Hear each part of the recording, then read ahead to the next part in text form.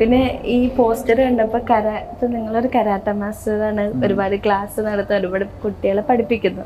അപ്പൊ ഈ ഒരു പോസ്റ്ററിലും ആ കരാട്ടെ എന്ന് പറയുന്നത് ഭയങ്കര ഇമ്പോർട്ടൻ്റ് ആയിട്ട് തോന്നി. ഈ സിനിമയിലും ഈ കരാട്ടെ ഇവരുടെ നല്ല നമ്മുടെ നാട്ടിലെ കുട്ടികളുടെ കരാട്ടെ നല്ലൊരു കരാട്ടെ പ്രകടനമുണ്ട്, അതുപോലെ ഒരു ഫൈറ്റിംഗ് സീനുണ്ട് എല്ലാം ചെയ്തിട്ട്. കരാട്ടയും ഒരു പ്രാധാന്യമുള്ള സംഭവം തന്നെയാണല്ലോ നമ്മളുടെ ഈ ആയോധന കലകളും. അതുപോലെ പിന്നെ വായനശാലകളിലേക്ക് കുട്ടികൾക്ക് പോകേണ്ട പ്രാധാന്യം, ഗ്രൗണ്ടുകളിലേക്ക് കുട്ടികൾ ഇറങ്ങേണ്ട ഒരു പ്രാധാന്യം, അതിനൊക്കെ ശക്തമായിട്ട് ഞങ്ങൾ വരച്ച് കാണിക്കുന്നുണ്ട് ഈ സിനിമയിൽ. അപ്പോൾ ഏത് ജോണറിലാണ് നമ്മുടെ മൂവി വരുന്നത്?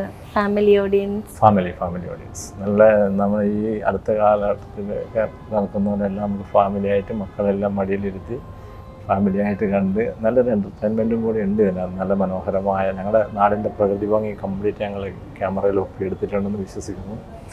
നല്ല മനോഹരമായ 2 പാട്ടുകളുണ്ട്. ഒന്ന് സുദീപ് കുമാർ സാറാണ് പാടിയത്, ഒന്ന് നമ്മുടെ നാട്ടിലൊരു മ്യൂസിക് അധ്യാപകനുണ്ട്.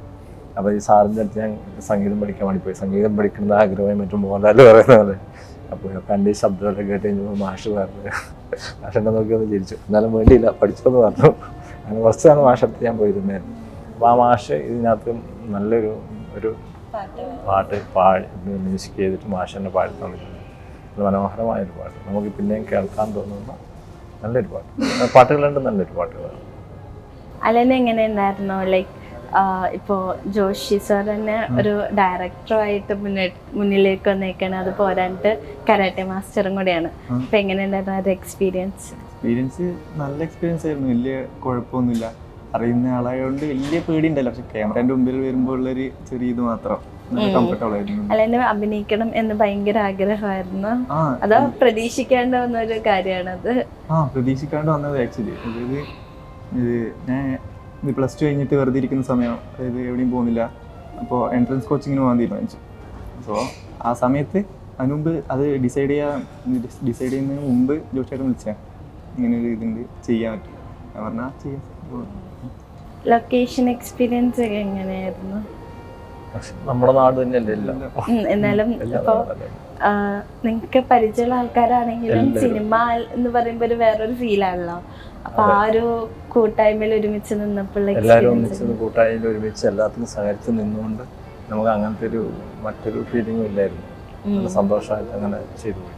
ഒറ്റ കുടുംബം പോലെ ഭയങ്കര ഹാപ്പിയായിട്ട്.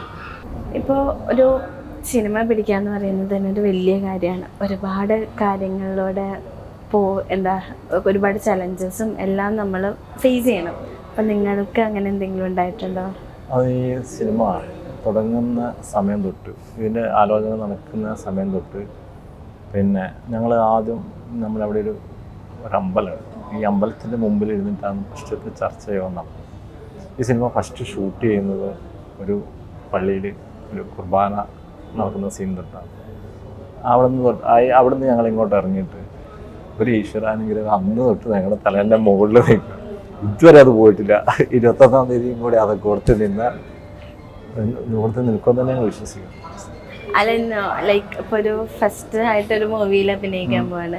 എന്നാലും കുറെ ചാലഞ്ചസ് ഉണ്ടാവുമല്ലോ. അപ്പൊ എങ്ങനെ ഉണ്ടായിരുന്നു ആ ഒരു ജേർണി? ഇത് ഇങ്ങനെ എല്ലാരും കുറെ പേര് ഉണ്ടാകുമ്പോൾ ഭയങ്കര ഒരു കോൺഫിഡൻസ്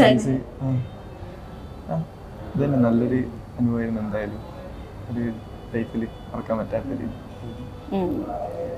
അപ്പോൾ ഒരു നടനായിട്ടും വന്നിട്ടുണ്ട്, ഡയറക്ടറായിട്ടും വന്നിട്ടുണ്ട്. അപ്പോൾ ഏറ്റവും കൂടുതൽ ഹാൻഡിൽ ചെയ്യണ എന്താ പറ്റി?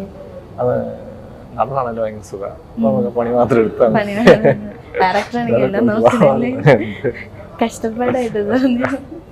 കഷ്ടപ്പാടല്ല, നമുക്ക് അത് കഷ്ടപ്പാടല്ലേ നമ്മൾ കണ്ടിട്ടില്ല. നമ്മളൊരു സന്തോഷത്തോട് ചെയ്തൊരു വർക്കാണ്. ഈ നിമിഷം വരെ നമുക്കതൊരു ബുദ്ധിമുട്ടോ കഷ്ടപ്പാടോ ആയിട്ടല്ല, ഒരു സന്തോഷം നൽകുന്ന ഒരു ജോലി തന്നെയാണ്. അപ്പം നമ്മുടെ സിനിമ ഇങ്ങനെ മാർച്ച് 21-ാം തീയതി റിലീസിന് ഒരുങ്ങുകയാണ്. എന്താ നമ്മുടെ പ്രേക്ഷകരോട് പറയാനുള്ളത്? പ്രേക്ഷകരോട് പറയാനുള്ള ഒരു കാര്യം എന്താണെന്ന് വെച്ചാൽ, ഈ സിനിമ നിർബന്ധമായിട്ടും പോയി കാണുക, കണ്ട് ഞങ്ങളെ പ്രോത്സാഹിപ്പിക്കുക. അതുപോലെ നിങ്ങളൊരു സിനിമ കാണാൻ പോയി കഴിഞ്ഞ് കണ്ട് ഇറങ്ങി വരുമ്പോൾ എന്തൊക്കെയോ നിങ്ങളെ സ്പർശിക്കുന്ന ഒരു സാധനം സിനിമയിലുണ്ട്. വെറും നല്ലൊരു സന്ദേശമുണ്ട്, നല്ല പാട്ടുകളുണ്ട്, നല്ല ആക്ഷൻ സീൻസ് കാണുന്നുണ്ട്.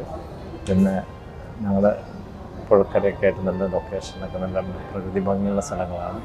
അതുപോലെ തന്നെ കുറേ കോമഡി സീനുകളൊക്കെ ഉണ്ട്, ചിരിക്കാനുണ്ട്, ചിന്തിപ്പിക്കാനുണ്ട്. അങ്ങനെ ബോറടിക്കൊന്നും ഇല്ല എന്ന് പ്രതീക്ഷിക്കുന്നു. അലന് എന്താ പറയാനുള്ളത്? എല്ലാവരും പോയി സിനിമ കാണുക, അഭിപ്രായങ്ങൾ പറയാം. ഇനി നെക്സ്റ്റ് പ്രൊജക്റ്റ് അങ്ങനെ എന്തെങ്കിലും പറഞ്ഞാൽ ചെയ്യാം, കാരണം ചെയ്യാം, നമുക്കൊരു ആത്മവിശ്വാസമായി ഒരു സിനിമ ചെയ്യാം. അപ്പോൾ ഈ പറഞ്ഞ പോലെ തന്നെ സിനിമ വിജയകരമാകട്ടെ എന്ന് ആശംസിക്കുന്നു. എല്ലാവരും കൊച്ചു കൊച്ചു സിനിമകളൊക്കെ ഭയങ്കരമായിട്ട് അക്സെപ്റ്റ് ചെയ്യുന്ന ഓഡിയൻസാണ് നമ്മുടേത്. ഈ സിനിമ അതേപോലെ അവരെ ഹൃദയത്തിലേറ്റിട്ട് എന്ന് ആശംസിക്കുന്നു. Thank you so much. Thank you.